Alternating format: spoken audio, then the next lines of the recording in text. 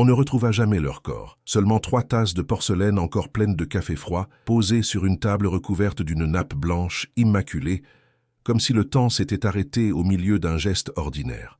Dans la maison des sœurs Lavergne, tout était à sa place, sauf elle. Et cette nuit de mars 1933, quand le brigadier Moreau franchit enfin le seuil de cette demeure que personne n'osait approcher, il sentit dans sa nuque cette certitude glacée que certains lieux ne sont jamais tout à fait vides. Avant de continuer, dites-moi, de quelle ville vous m'écoutez? J'adore savoir où vous êtes et quelle est la température dans votre ville. Le chemin qui menait à la propriété serpentait entre les chênes centenaires, leurs branches tordues formant une voûte inquiétante au-dessus des ornières creusées dans la terre argileuse. Le brigadier Moreau avançait lentement, la pluie de l'aube tambourinant sur son imperméable noir, ses bottes s'enfonçant dans la boue avec des bruits de succion obscènes.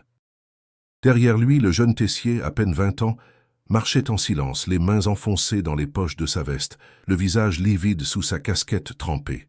C'était Madame Bonnet, la boulangère du village de Saint-Cyprien, qui avait donné l'alerte. 3 semaines sans voir les sœurs, 3 semaines sans que personne ne vienne chercher le pain, les provisions, le courrier. Au début, les villageois avaient haussé les épaules. Les Lavergne étaient étranges, tout le monde le savait. Depuis leur arrivée en 1898, elles vivaient recluses dans cette maison au bout du chemin de la Combe Noire, ne descendant au village qu'une fois par semaine, toujours ensemble, toujours vêtues de noir, marchant en file indienne comme des corbeaux sur un fil. Mais 3 semaines, c'était différent. Et puis il y avait eu cette nuit, celle du 7 mars, où plusieurs habitants juraient avoir vu une lumière inhabituelle aux fenêtres de la maison, une lueur bleutée qui pulsait comme un cœur malade. Le lendemain, plus rien.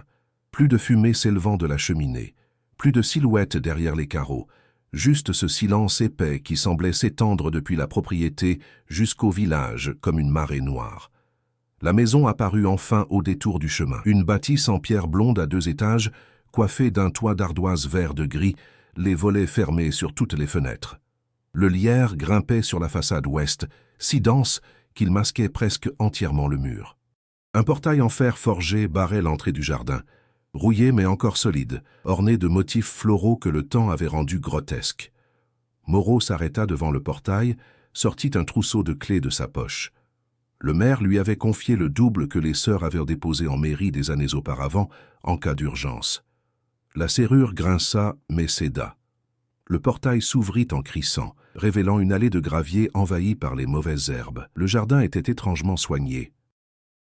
Les rosiers, taillés avec précision. Les buis parfaitement tondus en boules régulières. Les plates-bandes désherbées, comme si quelqu'un avait continué à s'en occuper jusqu'à très récemment. Cette pensée fit courir un frisson le long de l'échine du brigadier. Ils montèrent les 3 marches du perron. La porte d'entrée, en chêne massif, portait un heurtoir en bronze représentant une tête de lion.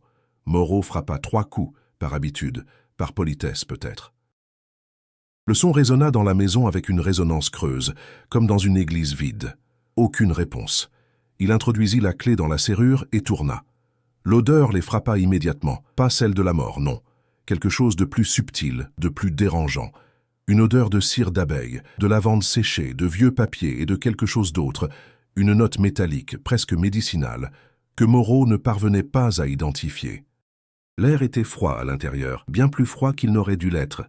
Leur souffle formait de petits nuages blancs devant leur visage. Le vestibule s'ouvrait sur un couloir dallé de tommettes rouges. Un porte-manteau en bois sombre supportait 3 châles noirs, 3 chapeaux identiques. Un miroir ovale au cadre doré reflétait l'obscurité de la maison. Moreau alluma sa lampe électrique.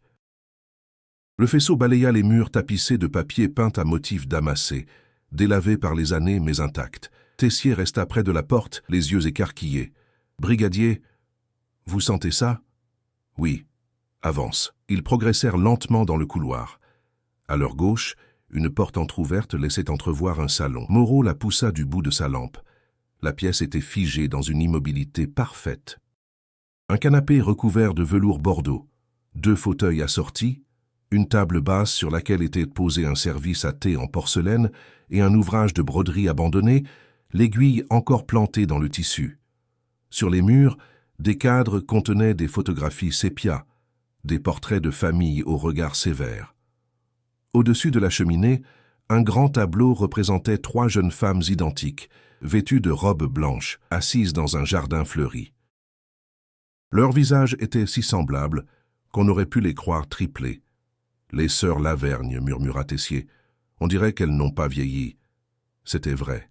Moreau avait vu les sœurs au village, de loin, quelques mois auparavant. Malgré leurs 35 années à Saint-Cyprien, elles paraissaient avoir conservé la même apparence que sur ce tableau qui devait dater du début du siècle. Pas de rides profondes, pas de cheveux gris, pas de cette courbure du dos que le temps imprime inexorablement. Cette constatation avait alimenté les rumeurs pendant des années. Certains parlaient de pactes obscurs, d'autres de consanguinité, préservant une jeunesse artificielle, d'autres encore de simple bonne grâce de la génétique. Ils quittèrent le salon pour continuer leur exploration. La cuisine se trouvait au fond du couloir, vaste pièce carrelée de blanc avec un imposant fourneau en fonte encore tiède au toucher. Sur la table, les 3 tasses de café froid. À côté, une assiette de biscuits secs, intacte, recouvert d'une fine couche de poussière. Moreau approcha sa main de l'une des tasses. Le liquide était glacé, mais une pellicule graisseuse flottait encore à sa surface, preuve qu'il n'avait pas été versé depuis très longtemps. « Regardez ça, brigadier !» Tessier désignait le calendrier accroché au mur. Il était arrêté au 7 mars 1933, la date où la lumière avait été vue pour la dernière fois. Moreau ouvrit le garde-manger. Des provisions soigneusement rangées, des conserves, des pots de confiture étiquetés d'une écriture élégante. Tout était en ordre, trop en ordre, comme si les occupantes avaient su qu'elles allaient disparaître et avaient tout préparé en conséquence. Ils montèrent à l'étage par un escalier de bois qui gémissait sous leurs pas. 3 chambres s'ouvraient sur un palier tendu de papier peint fleuri. La première chambre contenait un lit simple fait au carré, une armoire en noyer, une table de chevet sur laquelle reposait une Bible et un chapelet. La deuxième chambre était identique, la troisième aussi. 3 chambres parfaitement semblables, 3 vies parallèles, 3 existences qui semblèrent n'avoir jamais divergé. Mais c'est en ouvrant l'armoire de la troisième chambre que Moreau sentit son estomac se contracter. Tous les vêtements étaient là, soigneusement pliés, suspendus. Les chaussures alignées au fond. Les sœurs n'avaient rien emporté. Elles étaient parties sans un sac, sans un manteau, sans rien. Ou alors elles n'étaient jamais parties. « Brigadier, il y a une porte là-bas. » Tessier montrait le fond du couloir où une petite porte étroite, presque invisible dans la pénombre, se découpait dans le mur. Moreau s'en approcha. La porte n'avait pas de poignée, juste un simple loquet. Il le souleva et tira. Un escalier plongeait dans l'obscurité, étroite et raide, menant vers ce qui devait être un grenier ou une mansarde. L'odeur changea immédiatement. Plus de lavande, plus de cire, juste cette note métallique, plus forte, presque enivrante. Et autre chose encore. Une odeur de terre humide, de champignons, de décomposition organique. Moreau monta les marches une à une, sa lampe balayant l'obscurité au-dessus de lui. L'escalier débouchait sur une pièce sous les combles, basse de plafond, aux poutres apparentes noircies par le temps. La lumière de sa lampe révéla d'abord un bureau encombré de papier, puis des étagères chargées de bocaux contenant des liquides troubles, puis, contre le mur du fond, quelque chose qui fit s'arrêter le cœur de Moreau. Un autel. Une simple table recouverte d'un tissu noir sur laquelle étaient disposés 3 cierges éteints, un calice en argent et une photographie encadrée représentant un homme au visage émacié, aux yeux fiévreux, vêtu d'un costume sombre. Derrière la photographie punaisée au mur, un faire-part de décès jauni par les années. Moreau s'approcha pour lire. Armand Lavergne, 1868-1898, rappelé à Dieu dans sa 31e année. L'année où les 3 sœurs étaient arrivées à Saint-Cyprien. Moreau promena sa lampe sur les papiers éparpillés sur le bureau. Des lettres, des dizaines de lettres, toutes écrites de la même main élégante, toutes adressées à mes très chères sœurs. Il en saisit une au hasard et commença à lire à voix basse. Mes très chères Marguerite, Hélène et Louise, le temps nous a été volé mais nous l'avons repris. Chaque nuit que nous passons ensemble efface les années que la mort avait cru nous arracher. Ne craignez rien. Ce que nous avons commencé s'achèvera comme promis. Le 7e jour du 3e mois de la 35e année, nous serons enfin réunis pour toujours. La lettre n'était pas signée, mais au bas de la page figurait une date. 15 février 1933, 3 semaines avant la disparition. Tessier, resté en haut des marches, appelait faiblement. « Brigadier, Je crois qu'il faut appeler des renforts. » Mais Moreau ne l'écoutait plus. Il avait ouvert un des bocaux sur l'étagère. À l'intérieur flottait ce qui ressemblait à des racines séchées, des herbes, et autre chose, quelque chose d'organique qu'il préférait ne pas identifier. Sur l'étiquette collée sur le verre, un seul mot écrit à l'encre noire, « Renaissance ». Quand il redescendit, 20 minutes plus tard, Tessier était assis sur les marches du perron, livide, fumant une cigarette de ses mains tremblantes. Moreau s'assit à côté de lui, sans un mot. La pluie avait cessé. Un silence épais pesait sur le jardin, sur la maison, sur le chemin qui remontait vers le village. « Qu'est-ce qui s'est passé ici, brigadier ?» Moreau ne répondit pas immédiatement. Il regardait la maison, cette bâtisse en pierre qui semblait contenir encore tellement de secrets. Dans sa poche, il serrait la lettre qu'il avait prise dans le grenier. Le 7e jour du 3e mois de la 35e année, le 7 mars 1933. La nuit où tout s'était arrêté. Je ne sais pas, Tessier, mais je crois que ce qu'on a trouvé là-haut, ce n'est que le début. Il se leva, jeta un dernier regard vers les fenêtres closes du premier étage. Et pendant un instant très bref, il aurait juré avoir vu une ombre se déplacer derrière les carreaux de la chambre du milieu. Juste une ombre, ou peut-être seulement le reflet d'un nuage dans le verre ancien. Mais quand il cligna des yeux, il n'y avait plus rien que l'obscurité. Le bureau du maire de Saint-Cyprien sentait le tabac froid et le vieux cuir. Derrière sa table encombrée de dossiers, Édouard Fauché, la soixantaine bedonnante, le visage rougeau encadré d'épaisses moustaches grises, fixait Moreau avec une expression indéchiffrable. Entre ses doigts épais, il faisait tourner un coupe-papier en ivoire, produisant un petit cliquetis nerveux contre le sous-main. « Vous me demandez de fouiller dans des archives qui n'ont pas été ouvertes depuis 35 ans, brigadier. Vous comprendrez que cela ne se fait pas à la légère. » Moreau était debout devant la fenêtre, observant la place du village où quelques habitants s'activaient sous un ciel bas et gris. 2 jours s'étaient écoulés depuis la découverte de la maison vide. 2 jours pendant lesquels il n'avait presque pas dormi, hanté par cette lettre, par cet autel, par ces 3 tasses de café froid disposées comme les éléments d'un rituel. 3 femmes ont disparu, monsieur le maire, sans laisser de traces, sans emporter le moindre effet personnel, et nous avons trouvé des éléments dans leur demeure qui suggèrent des pratiques peu orthodoxes. Fauché eut un rire bref, sans joie. Des pratiques peu orthodoxes. Voilà un euphémisme bien choisi, brigadier.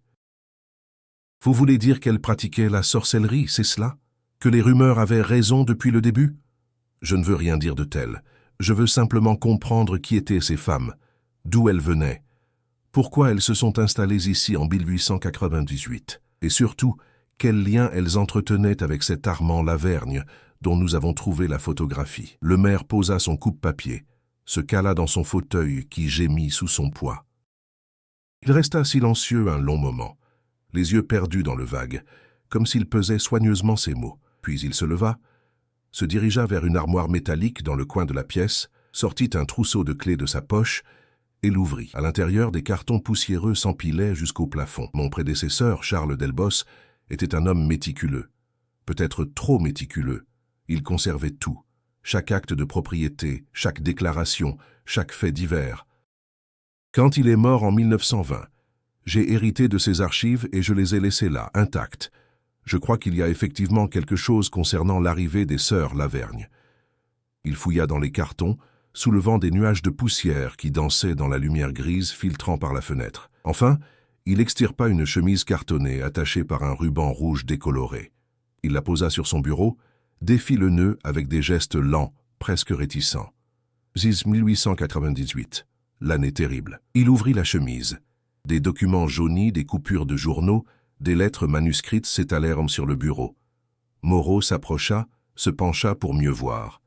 Le premier document était un acte de vente de la propriété de la Combe Noire, daté du 15 avril 1898, au nom de Marguerite, Hélène et Louise Lavergne, domiciliées précédemment à Bergerac. Elles ont acheté la maison comptant, précisa Fauché. Une somme considérable pour l'époque. Personne ne savait d'où venait leur argent. Elles sont arrivées un matin de printemps, seules, sans domestique, sans famille. 3 jeunes femmes identiques, habillées de noir de la tête aux pieds. Mon prédécesseur a noté dans son journal qu'elles portèrent le deuil. Le deuil de qui? Fauché sortit une coupure de journal, la déplia avec précaution. C'était un article du Sud-Ouest daté du 2 avril 1898. Le titre, en gros caractères gothiques, annonçait « Tragique accident à Bergerac. Un jeune médecin périt dans l'incendie de son cabinet ». Moreau lut l'article rapidement. Armand Lavergne, médecin de 30 ans, était mort dans des circonstances troubles. Son cabinet, situé rue de la République à Bergerac, avait pris feu dans la nuit du 31 mars au 1er avril. Les pompiers avaient retrouvé son corps carbonisé dans les décombres. L'enquête avait conclu à un accident, probablement une lampe à pétrole renversée, mais l'article mentionnait des détails troublants, sans les préciser, et notait que le défunt laissait derrière lui 3 sœurs éplorées, Marguerite, Hélène et Louise, avec lesquelles il entretenait des liens très proches. « Des liens très proches », répéta Moreau. « Qu'est-ce que cela signifie ?» Fauché haussa les épaules. Les journalistes de l'époque aimaient les sous-entendus. Mais si vous voulez mon avis, cela suggère que la relation entre ce médecin et ses sœurs dépassait peut-être les convenances habituelles. Il faut comprendre le contexte, brigadier. Les Lavergne étaient orphelins. Le père, un notaire de Périgueux, était mort en 1885. La mère avait suivi 2 ans plus tard. Armand, l'aîné, avait pris en charge ses 3 sœurs cadettes. Elles vivaient ensemble dans la maison familiale. Elles ne se mariaient pas. Elles ne fréquentaient personne. Armand était leur seul lien avec le monde extérieur. Et quand il est mort, elles se sont repliées complètement. Elles ont vendu la maison de Bergerac, elles sont venues s'installer ici, dans cet endroit isolé, et elles n'en sont quasiment plus sorties. Pendant 35 ans, Moreau réfléchissait, reconstituant mentalement la chronologie. 3 jeunes femmes perdant leur unique protection, leur unique raison de vivre peut-être, se retirant du monde pour cultiver leur chagrin dans une maison perdue, au bout d'un chemin oublié. Cela aurait pu être une simple histoire de deuil, si ce n'étaient ces détails qui ne collaient pas. Les lettres dans le grenier, l'autel, les bocaux, cette phrase énigmatique, ce que nous avons commencé, s'achèvera comme promis. Y a-t-il d'autres documents dans ce dossier? Fauché fouilla encore, sortit plusieurs feuillets. Des rapports du médecin du village, le docteur Pradel. Il est mort en 1915, mais il avait noté quelques observations concernant les sœurs Lavergne. Tenez, lisez vous-même. Moreau prit les feuillets, s'assit dans le fauteuil en face du bureau. L'écriture était serrée, penchée, difficile à déchiffrer. Il plissa les yeux et commença à lire. 10 septembre 1899. Visite des demoiselles Lavergne pour malaise général. Teint pâle, pouls faible, symptômes d'anémie sévère. Prescription de fer et de repos. Note personnelle. Ces jeunes femmes présentent une ressemblance troublante, non seulement physique, mais également dans leurs gestes, leur élocution, comme si elles partageaient une seule et même âme répartie en 3 corps. Plus bas, une autre entrée. 3 février 1902. Nouvelle consultation. Même symptomatologie. Les demoiselles refusent tout examen approfondi. Elles consomment une préparation de leur fabrication, une tisane aux propriétés que je ne parviens pas à identifier. Odeur métallique, couleur verdâtre. Elles affirment qu'il s'agit d'une recette familiale transmise par leur frère défunt, médecin lui-même. Je leur ai déconseillé cette automédication, mais elles persistent. Et encore, daté de 1908, 15 juin 1908. Croiser les demoiselles Lavergne au village. 10 ans ont passé depuis leur installation, et elles ne semblent pas avoir vieilli d'un jour. La peau reste lisse, les cheveux sans un fil blanc. J'ai mentionné cette observation, et l'une d'elles, Louise, je crois, m'a répondu avec un sourire étrange. « Le temps n'a plus de prise sur nous, docteur. Nous l'avons vaincu. » Propos de démente ou vérité plus trouble? Je m'interroge. Moreau releva les yeux. Fauché le regardait avec une expression grave. « Vous comprenez maintenant pourquoi les rumeurs circulaient, brigadier. Pendant 35 ans, ces femmes n'ont pas changé. Pas une ride, pas un cheveu gris. Et maintenant, elles disparaissent exactement 35 ans après la mort de leur frère, jour pour jour. Le 7 mars 1933, si on compte depuis le 31 mars 1898, ce n'est pas le même jour. Non, mais c'est significatif quand même. Et il y a autre chose. » Fauché sortit une dernière pièce du dossier. Une lettre, écrite d'une main tremblante, adressée à Monsieur le maire de Saint-Cyprien, datée de mars 1923. Cette lettre a été envoyée par une femme de Bergerac, une ancienne voisine des Lavergne. Elle affirmait avoir des informations concernant Armand Lavergne et les circonstances de sa mort. Mon prédécesseur n'y a jamais donné suite. Il l'a simplement classée et oubliée. Moreau déplia la lettre, commença à lire. L'écriture était maladroite, les phrases mal construites, mais le contenu était glaçant. « Monsieur le maire, je me permets de vous écrire, car ma conscience ne me laisse plus en paix. En 1898, j'habitais rue de la République à Bergerac, juste en face du cabinet du docteur Lavergne. La nuit de l'incendie, je n'ai pas dormi, j'ai tout vu. Ce n'était pas un accident. J'ai vu les 3 sœurs entrer dans le cabinet vers minuit.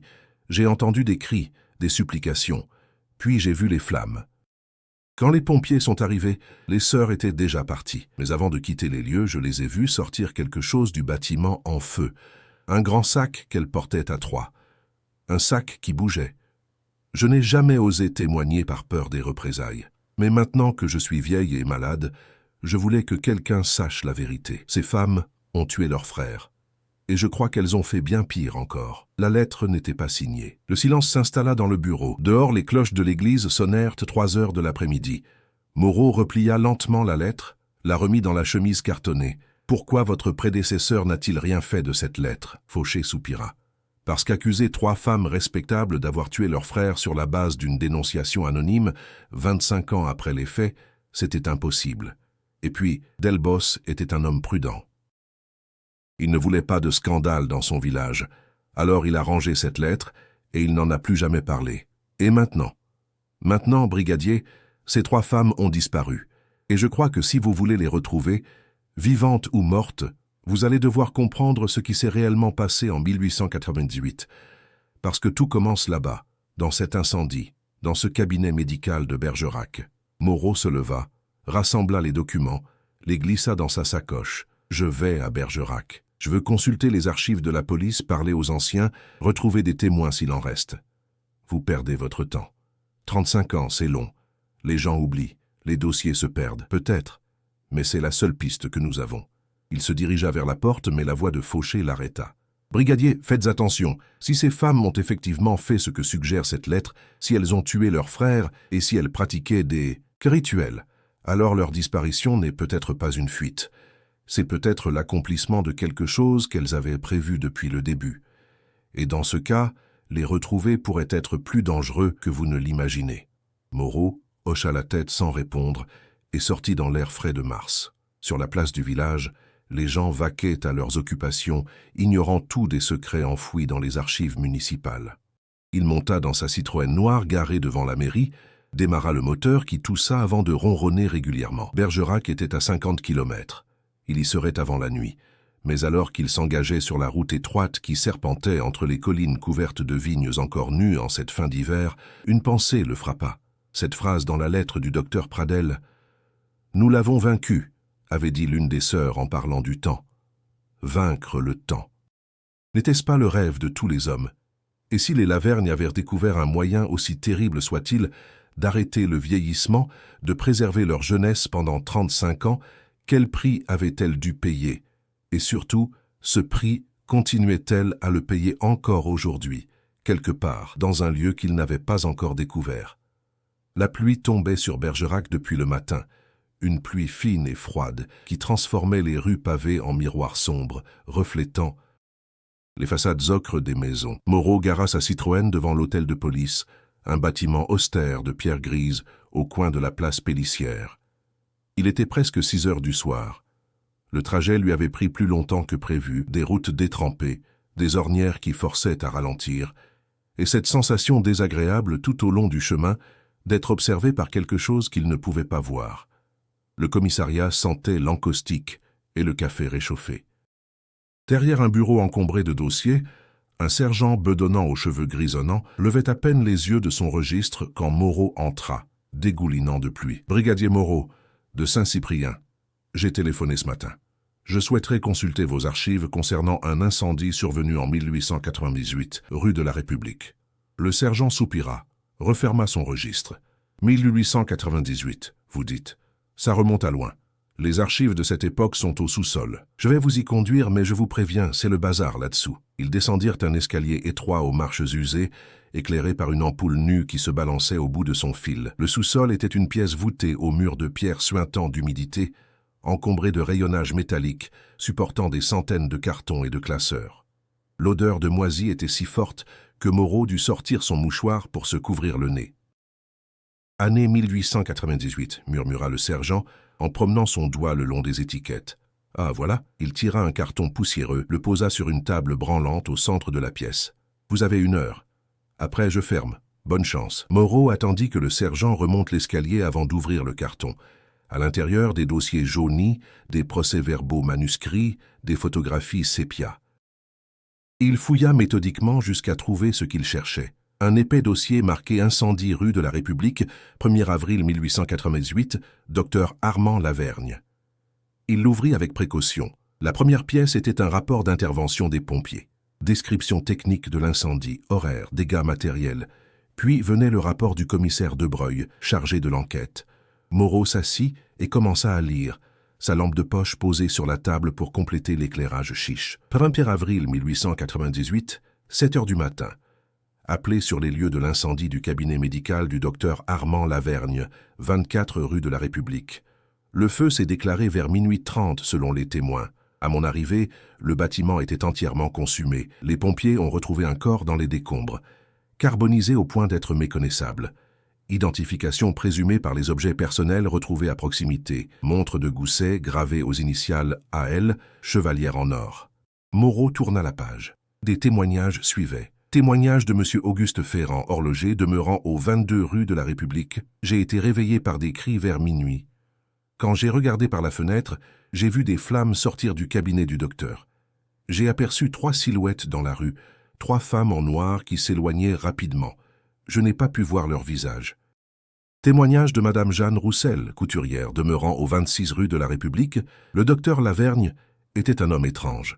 Il ne recevait jamais de patients chez lui. Son cabinet était toujours fermé. Mais la nuit, on voyait de la lumière, et parfois on entendait des voix. Plusieurs voix. Comme s'il parlait avec plusieurs personnes. Ses 3 sœurs venaient souvent, elles restaient des heures. Plus bas, le rapport continuait. Interrogatoire des sœurs du défunt, Mademoiselle Marguerite, Hélène et Louise Lavergne, le 3 avril 1888. Les 3 demoiselles affirment avoir passé la soirée du 31 mars à leur domicile familial, rue Gambetta. Elles déclarent ne pas avoir vu leur frère ce soir-là. Alibi confirmé par la gouvernante, Madame Bertillon. Les demoiselles sont en état de choc. Impossibilité de poursuivre l'interrogatoire. Affaire classée comme accident domestique. Moreau fronça les sourcils. Quelque chose ne collait pas. La lettre anonyme envoyée au maire de Saint-Cyprien affirmait que les 3 sœurs étaient entrées dans le cabinet cette nuit-là. Un témoin avait vu 3 femmes en noir s'éloigner. Mais l'alibi avait été confirmé par la gouvernante. Il continua à fouiller dans le dossier.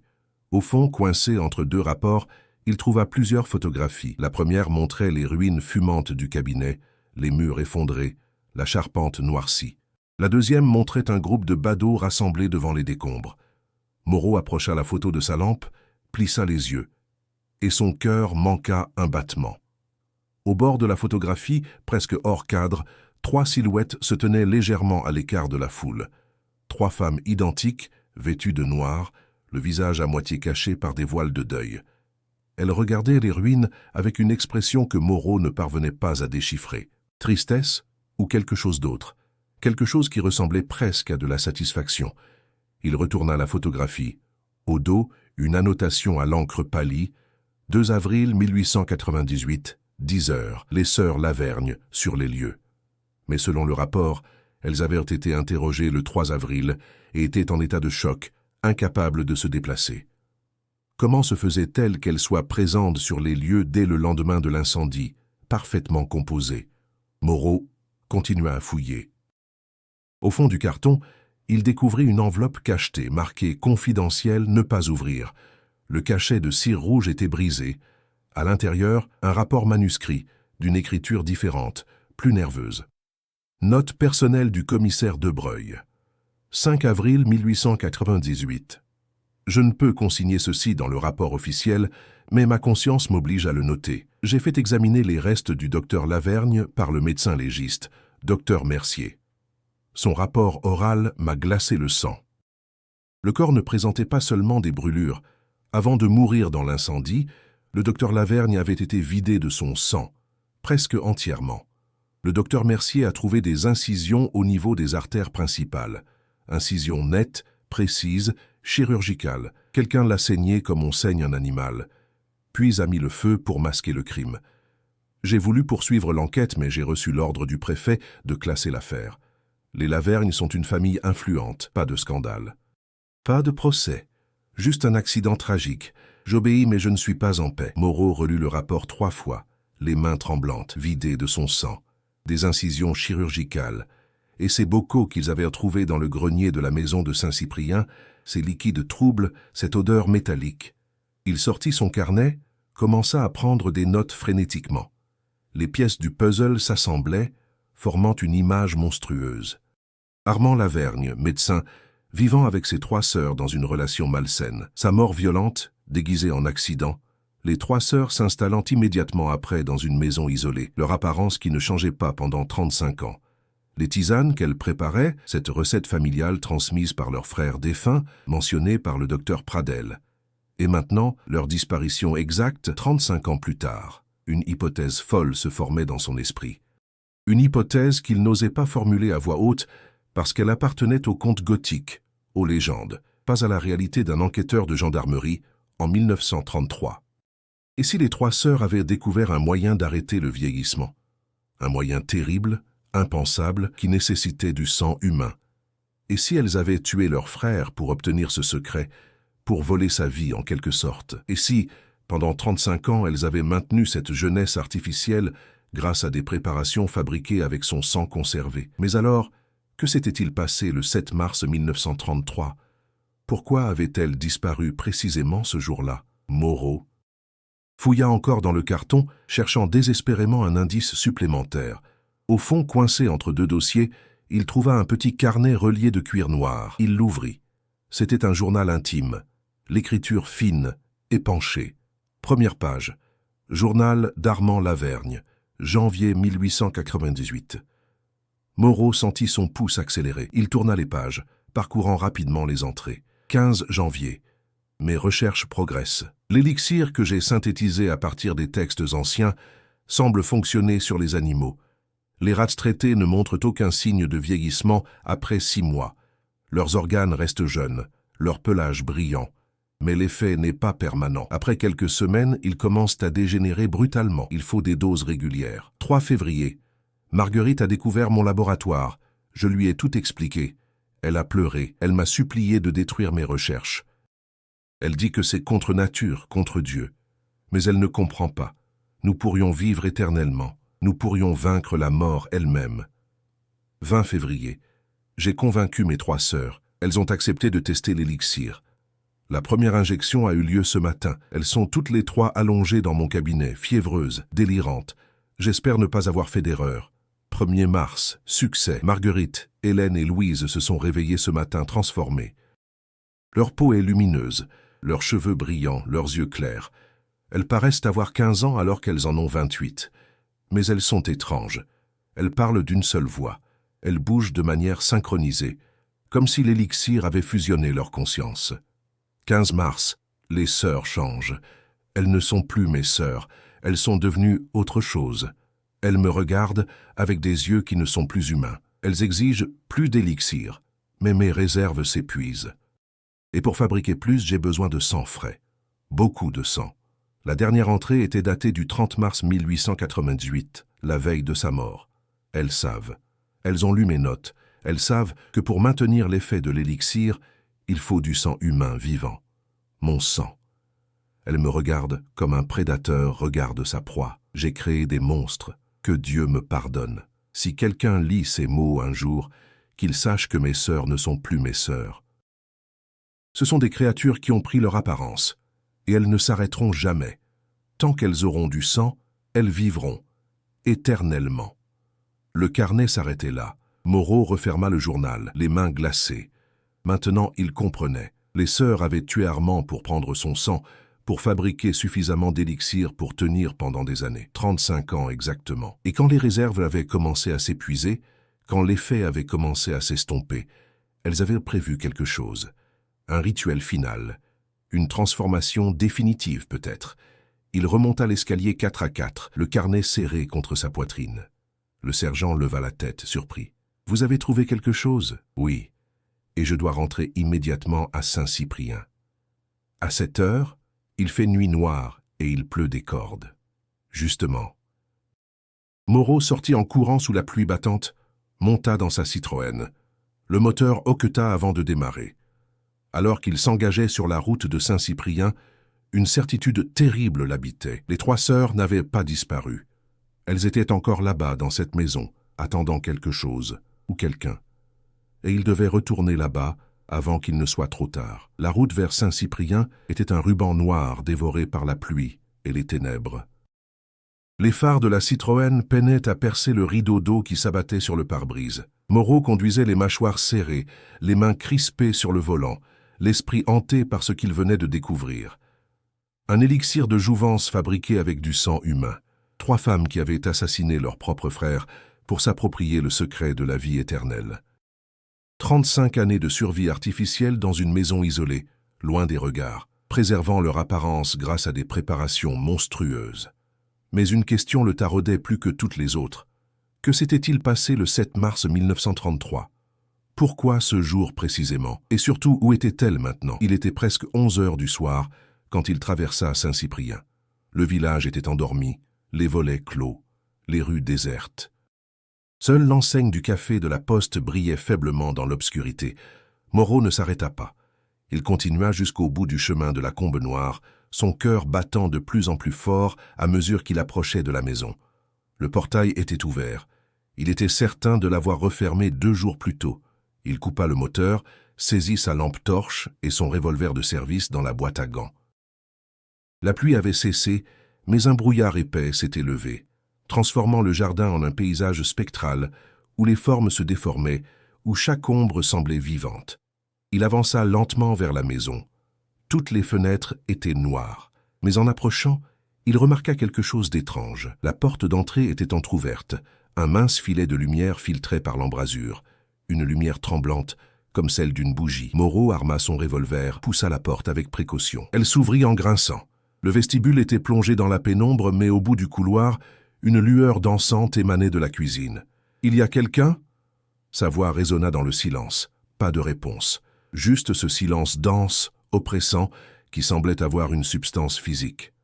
Il avança dans le couloir, sa lampe dans une main, son arme dans l'autre. Chaque craquement du parquet sous ses pas résonnait comme un coup de feu. La cuisine était éclairée par 3 bougies disposées sur la table. Les mêmes 3 tasses de café froid étaient toujours là, intactes. Mais quelque chose avait changé. Sur la table, à côté des tasses, une lettre était posée. Une enveloppe blanche portant une seule inscription à l'encre noire. Pour le brigadier Moreau. Avec des gestes lents, presque réticents, il saisit l'enveloppe, l'ouvrit. À l'intérieur, une feuille de papier couverte de cette écriture élégante qu'il reconnaissait maintenant. « Brigadier, vous avez été à Bergerac. Vous avez lu le journal d'Armand. Vous savez donc ce que nous sommes devenus, mais vous ne savez pas tout. Armand nous a transformés, c'est vrai. Nous avons pris son sang, c'est vrai.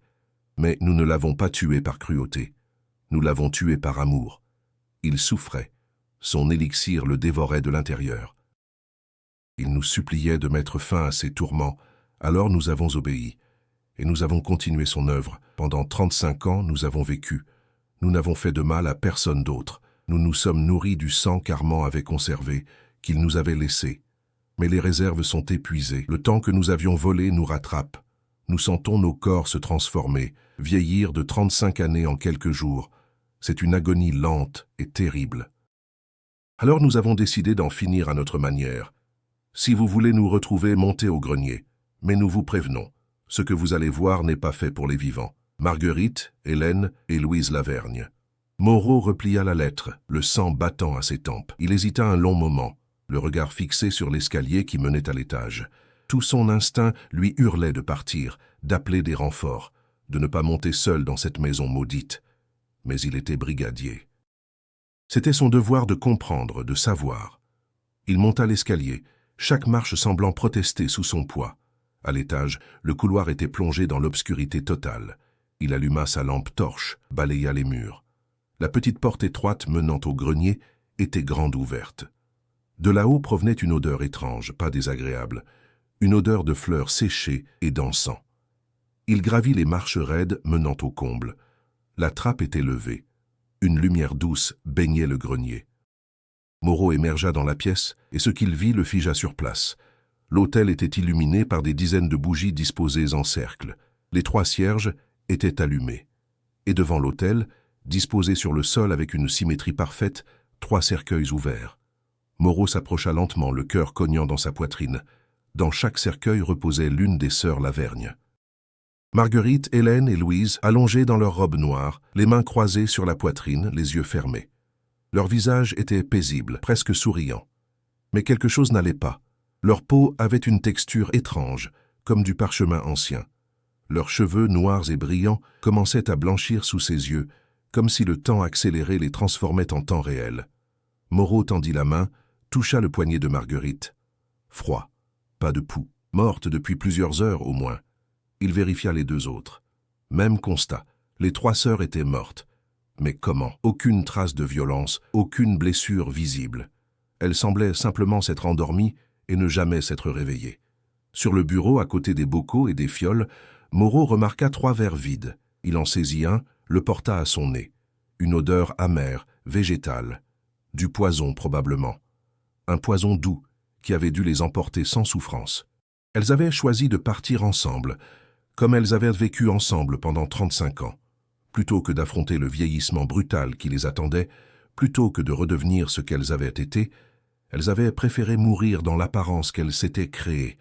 Moreau s'assit sur le sol, épuisé, bouleversé. Il regarda les 3 visages identiques qui se transformaient lentement. Les rides apparaissaient, les cheveux blanchissaient, la peau se flétrissait. En quelques minutes, les 3 jeunes femmes devenaient 3 vieilles dames de 60 ans passés. C'était donc ça, le secret de la maison silencieuse. Pas un meurtre mystérieux, pas une disparition inexpliquée. Juste 3 femmes qui avaient défié la nature, qui avaient volé du temps à l'existence et qui avaient payé le prix ultime quand ce temps leur avait été réclamé. Il descendit lentement du grenier, sortit de la maison dans l'air frais de la nuit. Le brouillard s'était levé, révélant un ciel étoilé magnifique. Il resta là, debout dans le jardin, à contempler la maison qui renfermait tant de secrets. Demain, il appellerait le médecin légiste, le procureur, il ferait son rapport. Il raconterait une version édulcorée de la vérité. 3 femmes recluses, décédées de causes naturelles, retrouvées dans leur demeure. Les détails troublants, le journal d'Armand, l'élixir, tout cela resterait dans un dossier confidentiel que personne ne consulterait jamais. Parce que certaines vérités ne devaient pas être connues. Certains secrets devaient rester enfouis. Mais une question continuait de le hanter alors qu'il remontait dans sa voiture pour retourner au village. Les sœurs avaient vécu 35 ans avec l'élixir fabriqué à partir du sang d'Armand. 35 ans, exactement. Comme si elles avaient su dès le début combien de temps leur secret durerait. Comme si tout avait été calculé, prévu, planifié jusqu'à cette nuit du 7 mars 1933. Et si d'autres avaient connaissance de cette formule? Si d'autres, quelque part, continuaient l'œuvre d'Armand Lavergne. Cette pensée glaçante l'accompagna tout le long du chemin de retour. 6 mois avaient passé depuis la découverte des corps dans le grenier. L'été s'était installé sur la Dordogne, lourd et poisseux, transformant les collines en paysages de brume et de chaleur. La maison des sœurs Lavergne avait été scellée par ordre du procureur. Une pancarte « Propriété à vendre » avait été plantée devant le portail rouillé, mais personne ne s'était présenté pour la visiter. Les rumeurs avaient fait leur œuvre. Personne ne voulait vivre dans la maison où 3 femmes étaient mortes dans des circonstances troublantes. Moreau avait été muté à Sarlat en mai. Une promotion, avait dit le préfet. Une récompense pour ses bons et loyaux services. Mais Moreau savait que c'était plutôt une manière de l'éloigner, de faire taire les questions qu'il posait, les investigations qu'il voulait poursuivre. Son rapport officiel avait conclu à 3 décès par suicide collectif, sans mobile apparent.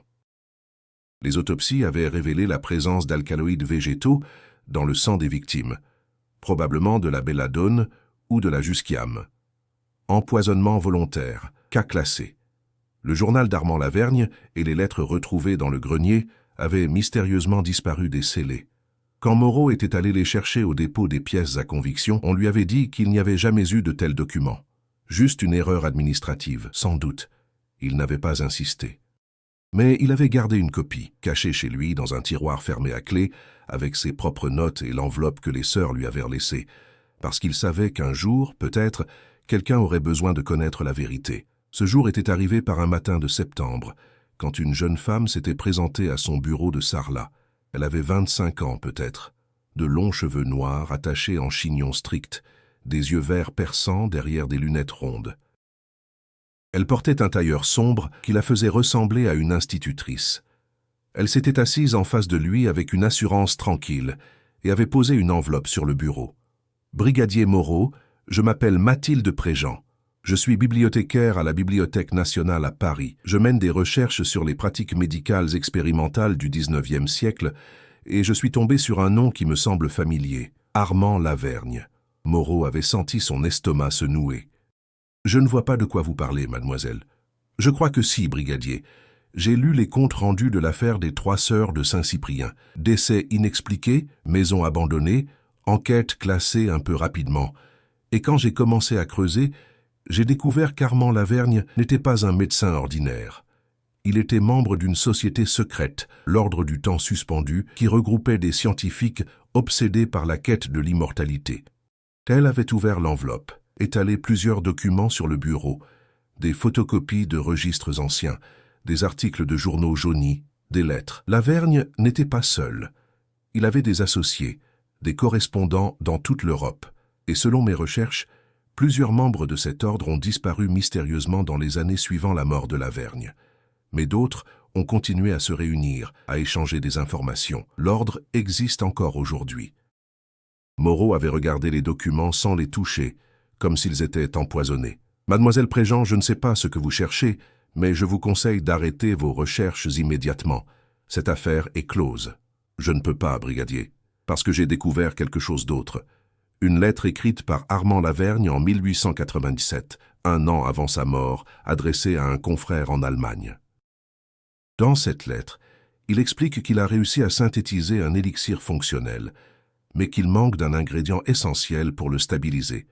Il demande à son correspondant de lui envoyer des extraits d'une plante rare qui ne pousse que dans les Alpes. Cette plante, brigadier, je l'ai identifiée. C'est l'Aconitum napellus, l'aconite napelle, extrêmement toxique, mais possédant des propriétés alcaloïdes uniques. Et alors ? Alors j'ai vérifié les registres d'importation de cette période. Quelqu'un a effectivement fait venir plusieurs kilos de cette plante en France en 1897. Pas Armand Lavergne, quelqu'un d'autre. Un nom que j'ai retrouvé dans les archives de l'Ordre du Temps Suspendu. Elle avait sorti une dernière feuille, un nom souligné en rouge. Docteur Henri Mercier, médecin légiste à Bergerac en 1898, celui-là même qui a examiné le corps d'Armand Lavergne après l'incendie. Moreau avait senti son sang se glacer. Le docteur Mercier, celui qui avait noté dans son rapport que le corps avait été vidé de son sang, celui qui avait vu, qui avait su et qui avait gardé le silence. Vous pensez qu'il était complice? Je pense qu'il était bien plus que cela. J'ai retrouvé son testament, déposé en 1930. Il lègue tous ses biens, y compris sa collection de manuscrits médicaux et ses archives personnelles, à une fondation qu'il a créée, la Fondation Lavergne, basée à Périgueux. Une fondation dédiée à la recherche sur le vieillissement et les maladies dégénératives. Elle avait refermé l'enveloppe, fixé Moreau avec une intensité troublante. « Brigadier, je crois que l'élixir d'Armand Lavergne n'a pas disparu avec lui. Je crois que d'autres l'ont reproduit. Et je crois que quelque part des gens continuent ces expériences. » Moreau était resté silencieux un long moment. Puis il avait ouvert son tiroir, sorti l'enveloppe qu'il gardait cachée, la lettre des sœurs, ses notes. Il les avait poussées vers Mathilde. « Si je vous donne ceci, vous promettez d'être prudente. Ces gens, s'ils existent vraiment, ont tué pour protéger leurs secrets.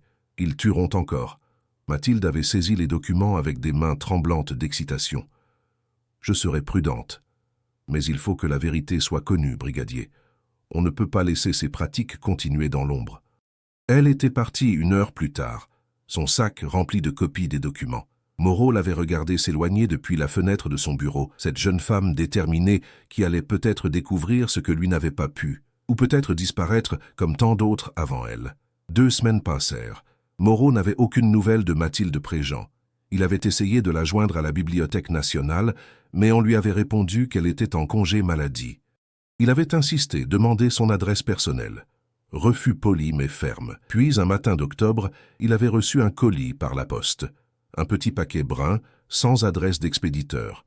À l'intérieur, Un carnet noir, identique à celui qu'il avait trouvé dans les archives de Bergerac, le journal d'Armand Lavergne. Mais celui-ci était différent. Les dates s'arrêtaient en 1897, un an avant sa mort, qu'à la dernière page une note ajoutée récemment, d'une écriture qu'il reconnut comme celle de Mathilde. « Brigadier, j'ai trouvé quelque chose. La Fondation Lavergne n'est qu'une face-façade.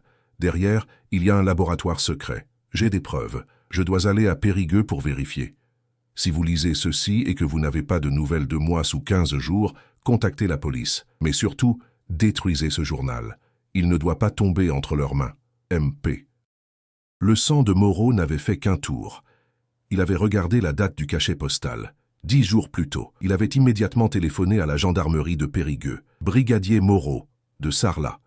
Je voudrais savoir si vous avez des informations concernant une jeune femme, Mathilde Préjean, bibliothécaire à Paris, qui aurait pu venir dans votre région il y a une dizaine de jours. » Un silence, puis une voix grave, embarrassée. « Mademoiselle Préjean ? Oui, nous la connaissons. Son corps a été retrouvé il y a 3 jours dans la Dordogne, près du pont Saint-Georges. Noyade accidentelle selon les premières constatations. Elle aurait glissé sur les berges boueuses. Moreau avait senti ses jambes se dérober sous lui. Accidentelle ? Vous en êtes certain? C'est ce que conclut le rapport, brigadier. Pourquoi cette question? Pour rien. Merci, il avait raccroché, les mains tremblantes. Noyade accidentelle, comme c'était pratique. Mathilde avait découvert quelque chose. Elle s'était approchée trop près de la vérité et elle avait payé le prix. Il avait regardé le journal posé sur son bureau. Détruire ce journal, avait-elle écrit. Mais pouvait-il vraiment? N'était-ce pas la preuve que tout cela était réel, que l'ordre du temps suspendu existait toujours, que des gens cherchaient encore l'immortalité coûte que coûte?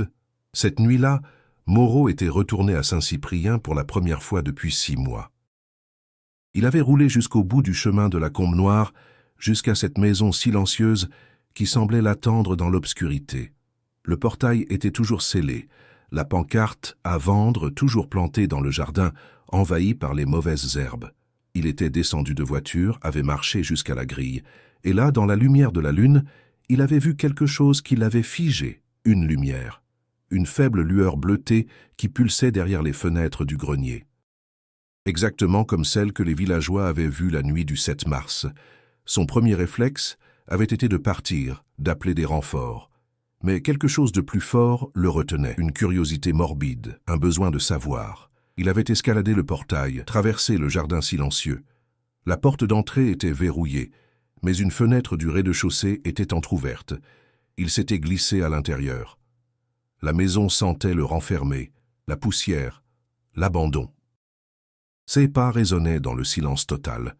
Il avait monté l'escalier jusqu'au grenier, guidé par cette lueur bleutée qui grandissait à mesure qu'il approchait. La trappe était ouverte.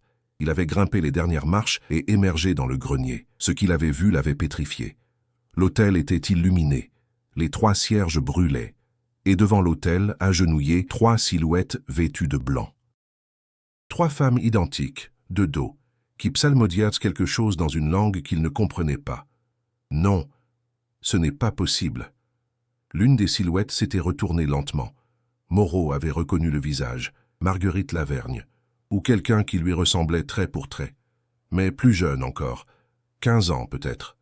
Brigadier Moreau, nous vous attendions. Les 2 autres silhouettes s'étaient retournées également, Hélène et Louise. Les mêmes visages, la même voix synchronisée. Vous êtes morte, je vous ai vue. Vous avez vu ce que nous voulions que vous voyiez. 3 corps vieillis, consumés par le temps. Mais ce n'étaient pas nous. C'étaient nos anciennes enveloppes, nous en avons changé. Moreau avait reculé, cherchant sa main vers son revolver, mais ses jambes refusaient de lui obéir. Comment est-ce possible? L'élixir d'Armand ne nous donnait qu'un sursis. Pour vraiment vaincre la mort, il fallait aller plus loin. Transférer notre essence dans de nouveaux corps. Nous avons mis 35 ans à perfectionner le rituel. Et la nuit du 7 mars, nous avons réussi. Les corps dans les cercueils, nos anciennes prisons de chair, nous les avons quittés comme on quitte un vêtement usé, et nous avons pris ces nouvelles formes, jeunes, pures, prêtes pour un nouveau cycle de 35 ans. Marguerite s'était approchée, son visage juvénile éclairé par la lumière des bougies. Vous vouliez comprendre, brigadier, maintenant vous comprenez. Mais cette connaissance a un prix. Mathilde Préjean, c'était vous? Elle posait trop de questions. Elle s'approchait trop de nos secrets. Nous ne pouvions pas la laisser révéler ce que nous sommes, comme nous ne pouvons pas vous laisser repartir d'ici. Moreau avait enfin retrouvé l'usage de ses jambes. Il avait reculé vers la trappe, mais les trois sœurs s'étaient levées d'un même mouvement, se déplaçant avec une grâce surnaturelle qui les faisait ressembler à des spectres plus qu'à des êtres humains. Ne craignez rien. Nous ne vous ferons pas de mal. Nous voulons simplement que vous oubliez, que tout le monde oublie.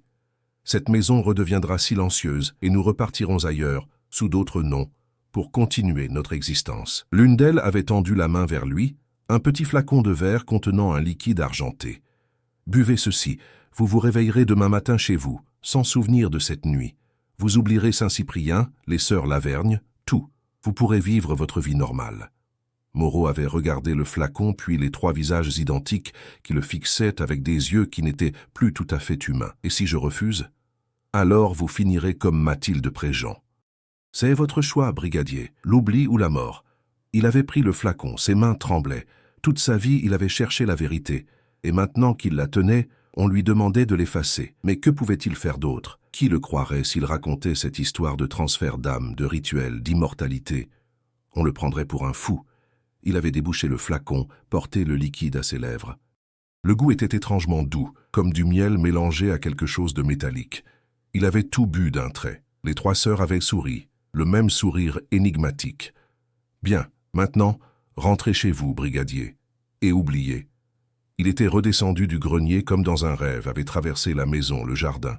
Il était remonté dans sa voiture, le moteur avait démarré, et il avait roulé vers Sarlat, les yeux fixés sur la route, l'esprit de plus en plus embrumé. Quand il s'était réveillé le lendemain matin dans son lit, il ne se souvenait de rien, juste une vague sensation d'avoir fait un cauchemar, une histoire de trois femmes et d'une maison isolée. Mais dans sa poche, il avait retrouvé quelque chose, un petit bout de papier plié. Il l'avait ouvert. C'était une phrase écrite de sa propre main, une phrase qu'il avait griffonnée dans un moment de lucidité avant que l'élixir ne fasse complètement effet. Elles existent, elles sont réelles. N'oublie jamais. Il avait fixé ce papier longuement, essayant de se souvenir, mais la mémoire restait brumeuse, inaccessible. Juste des fragments, des visages, une lumière bleue, et cette certitude glacée que quelque part, dans l'ombre, des êtres immortels continuaient d'exister, invisibles, insaisissables. Il avait froissé le papier, l'avait jeté dans la corbeille, puis il s'était habillé et était parti travailler, comme tous les matins. La vie continuait. Mais parfois, la nuit, il se réveillait en sueur, hanté par des rêves qu'il ne parvenait pas à saisir. Des rêves de trois femmes identiques qui le regardaient en souriant dans la lumière tremblante des bougies. Et dans ces moments-là, il se demandait s'il n'avait pas vraiment oublié, ou si au contraire, quelque part au fond de lui, il se souvenait parfaitement.